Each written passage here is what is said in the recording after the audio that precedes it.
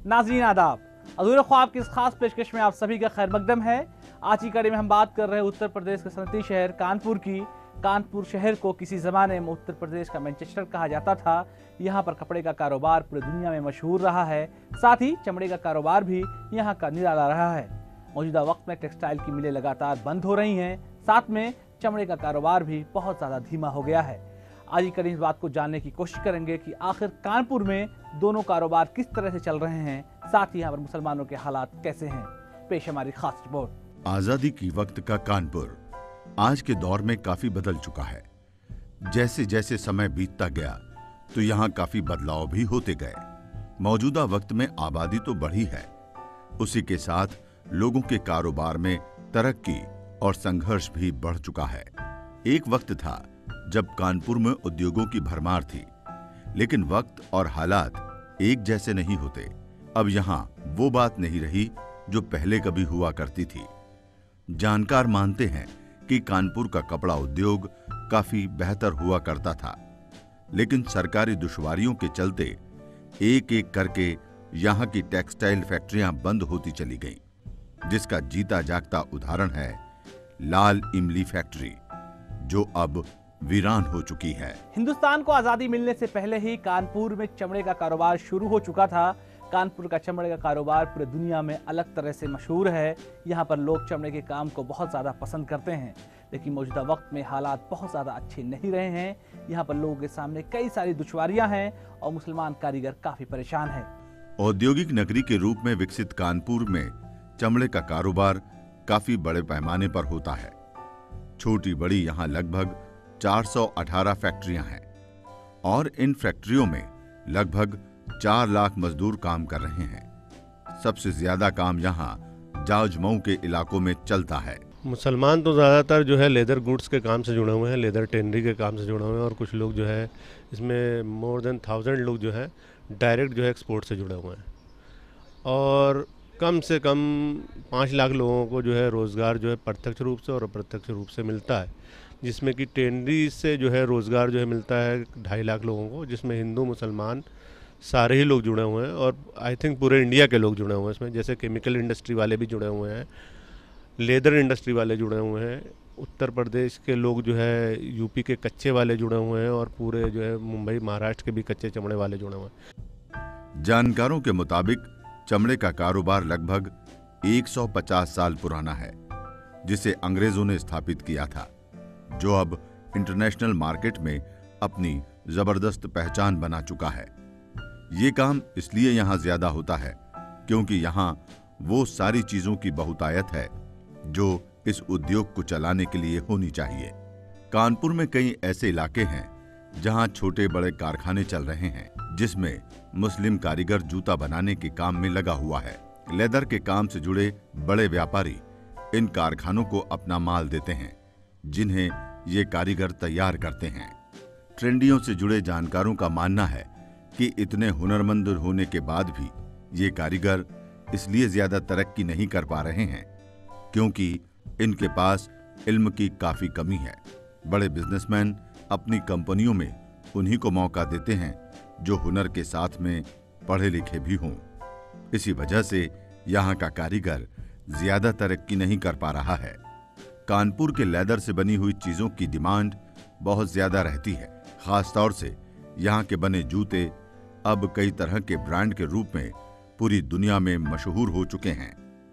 अब लोगों ने ये किया कि यहाँ पहले चमड़ा ही बनाते थे, अब चमड़े के साथ साथ लोगों ने शू फैक्ट्री, बेल्ट का काम, सैडलरी का काम, और सैडलरी का काम जो है सारी दुनिया में सिर्फ 2 ही 3 जगह होता है, और पूरे हिंदुस्तान में सिर्फ कानपुर ही में होता है, क्योंकि यहाँ रॉ मटेरियल आराम से मिलता है और वर्कर जो बनाने वाले हैं वो भी मिलते हैं। कानपुर में सबसे बड़ी समस्या प्रदूषण की है। इन ट्रेंडियों से निकला हुआ दूषित पानी काफी नुकसानदेह होता है। हालांकि लेदर कारोबारियों का मानना है कि इसके लिए प्राइमरी और सेकेंडरी प्लांट लगाए जा चुके हैं। तो हम लोग दूषित पानी निकलता का हम लोग तो अपना प्राइमरी ट्रीटमेंट प्लांट लगाए हैं, और सेकेंडरी के लिए उसका हम लोग पर 4-4.5 रुपये लीटर हम लोग पानी निकालने के वेस्टेज देते हैं गवर्नमेंट को। जिनका सेकेंडरी प्लांट वो खुद चलाते नहीं है, हम लोग दोष देते हैं। जानकारों का मानना है कि इटली की तर्ज पर अगर यहाँ प्लांट लगाए जाएं, तो और बेहतरी हो सकती है। ट्रेंडियों से जुड़े लोगों की सबसे बड़ी समस्या प्रदूषण की है, जिसे हल कर दिया जाए तो सारी दिक्कतें अपने आप खत्म हो जाएंगी। इस मसले पर केंद्र और राज्य सरकार को ठोस कदम उठाने की जरूरत है।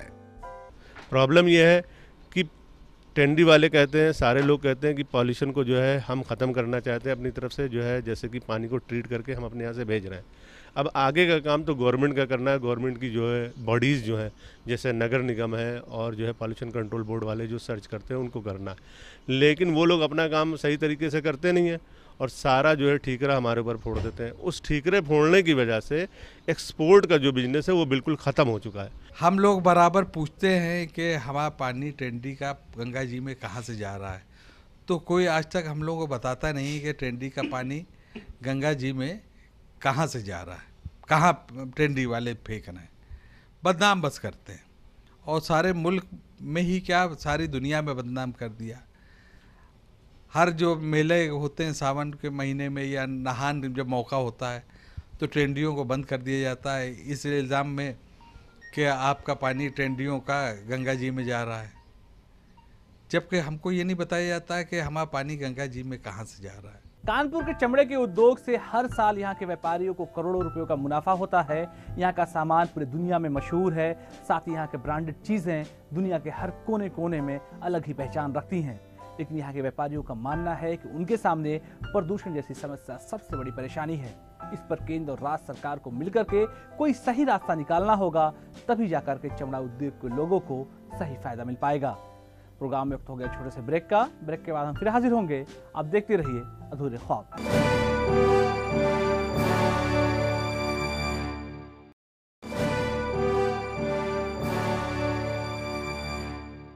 ब्रेक के बाद अधूरे ख्वाब प्रोग्राम में आप सभी का एक बार फिर से खैर मकदम है।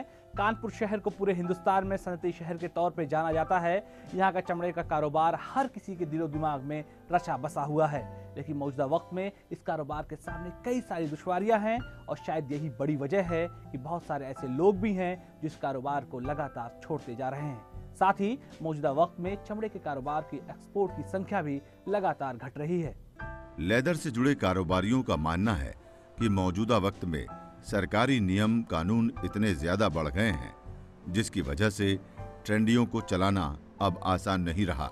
इसी के चलते यहाँ बहुत सी ट्रेंडियां बंद हो चुकी हैं, जिसका खामियाजा छोटे से लेकर बड़ा कारोबारी उठा रहा है। सबसे बड़ी दिक्कत जो है गवर्नमेंट की जो है पॉलिसी है। गवर्नमेंट ने जो पॉलिसी बना रखी है हम लोगों को, बिल्कुल जो है इस तरह की पॉलिसी है कि इनको जो है ना तो मरने दो ना तो जीने दो। रोज़ आना घोट घोट के मारते हैं हमको। एक तरह से जैसे कहते नहीं कि मुर्गी से रोज़ एक अंडा निकाल लो, हम लोगों से रोज़ एक अंडा निकालते हैं और जो है हमारी एनर्जी वेस्ट करते हैं। कहने का मतलब फॉर एग्जांपल मतलब बिज़नेस को जो है पूरी तरीके से तबाह करने की एक साजिश है। हम लोगों का बिज़नेस को तबाह किया जा रहा है सोची समझी रणनीति के तहत। हम लोग चमड़ा काम करते हैं और चमड़े के यहाँ से पूरी दुनिया में प्रोडक्ट जाते रहे, लेकिन इधर 6-7 महीने से जब से टेंडियाँ बंद हो गई, इधर फिर खुल भी गई हैं। मतलब गवर्नमेंट ने पूरी मदद की, यूपी गवर्नमेंट ने, और हम लोगों का काम खोला भी।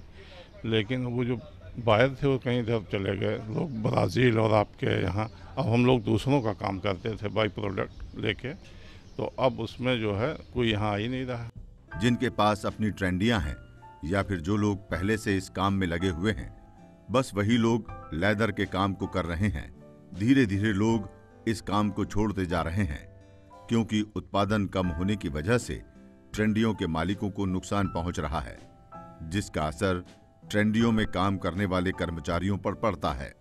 हालात ये हो गया है कि मजदूर तो भूखों मरने कगार पे हो गया है और इसीलिए मजदूर जगह जगह ढूंढ रहा है कि कहीं कहीं लेबर मजदूरी कर रहा है, कहीं कुछ कर रहा है, कहीं झल्ली ढो रहा है, लेकिन ट्रेंडियों में काम नहीं बचा, इसलिए मजदूर बिल्कुल नहीं है।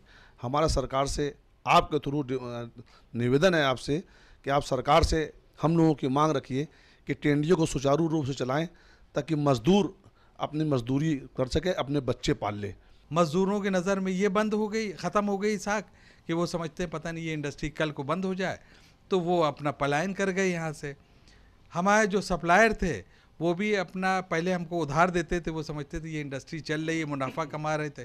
अब वो जो है वो समझ रहे हैं कि पता नहीं ये इंडस्ट्री कल को चले क्या न चले, तो वो अपना बस पैसा निकालने में लग गए, और बगैर साख के कोई इंडस्ट्री नहीं चलती।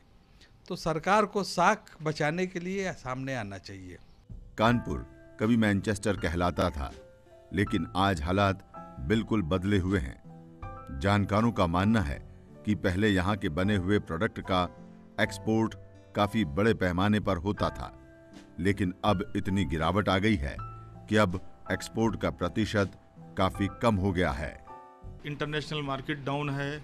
जो हमारा रीजन कानपुर है, यहाँ पे जो नेगेटिव आया है सेल का, वो लेदर प्रोडक्ट में 52% नेगेटिव है, लेदर में 64.49% नेगेटिव सेल है, लेदर गुड्स में 97.33% नेगेटिव सेल है, और लेदर फुटवेयर में 20% नेगेटिव है, और फुटवेयर कंपोनेंट में 29% नेगेटिव है, और सेडलरी हार्नेस जो एशिया का सबसे बड़ा हब कानपुर माना जाता है, उसमें 64% की गिरावट आई है।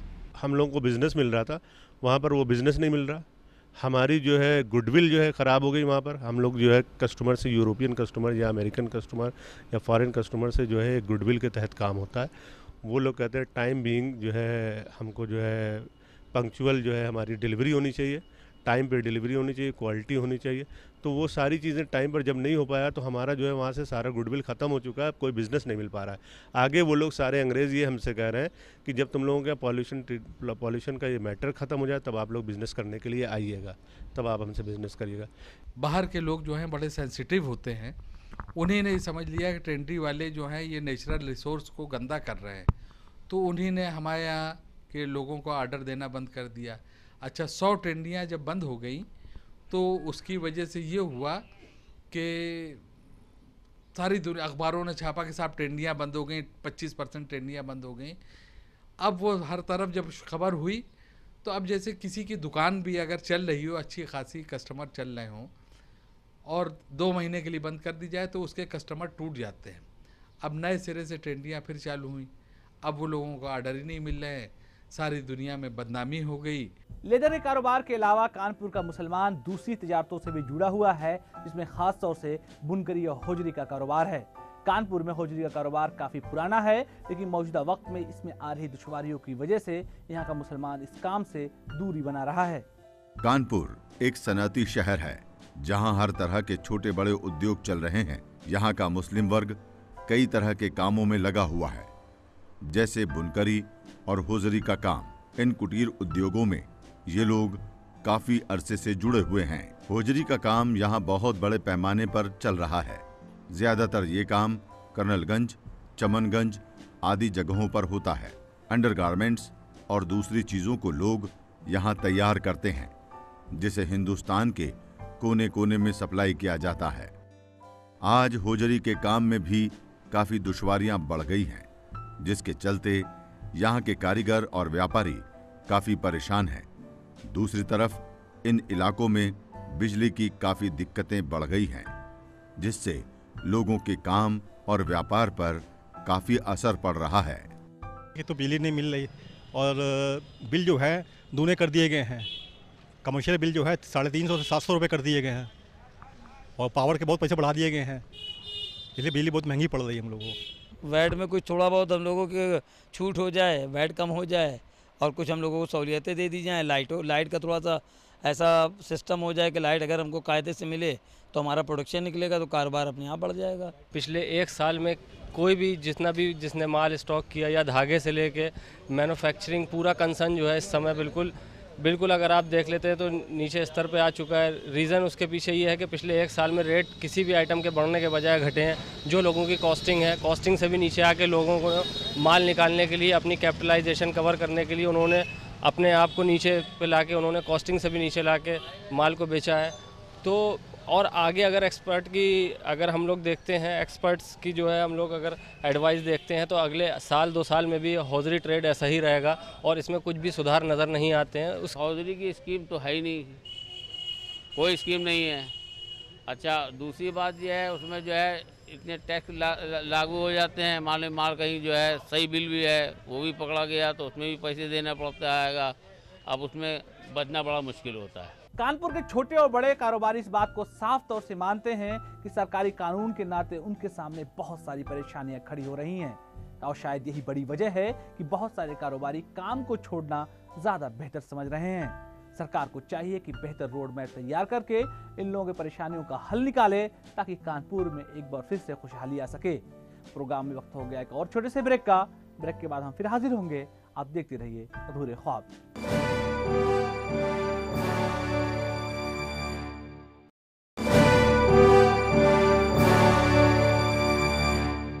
ब्रेक के बाद अधूरे ख्वाब प्रोग्राम में आप सभी का एक बार फिर से खैर मकदम है। लेदर के कारोबार से जुड़े हुए जानकारों का मानना है कि मौजूदा वक्त में इस कारोबार से लाखों की तादाद में लोग जुड़े हुए हैं, लेकिन साथ में ट्रेंडियों में जिस तरह से परेशानियां और दुश्वारियां आ रही हैं, इसकी वजह से लोग इस कारोबार को छोड़ना ज्यादा बेहतर समझ रहे हैं। कानपुर में वो दिन दूर नहीं जब चमड़े का कारोबार पूरी तरह से बर्बाद हो जाएगा अगर इस पूरे मामले में सरकार ध्यान नहीं देती है। कानपुर में लाखों लोगों की रोजी रोटी यहाँ की ट्रेंडियों से चल रही हैं। किसी भी सरकार ने इन ट्रेंडियों को उतनी गंभीरता से नहीं लिया जितना कि लेना चाहिए था। जानकारों का मानना है कि सरकार अगर ट्रेंडियों के मसले को जल्द से जल्द नहीं सुलझाएगी तो इस काम से जुड़े लोगों का जनजीवन काफी प्रभावित हो जाएगा। आज अभी एक लेटर सेंट्रल पॉल्यूशन बोर्ड से आया हुआ है जिसमें ऑनलाइन मॉनिटरिंग सिस्टम के लिए कहा गया है।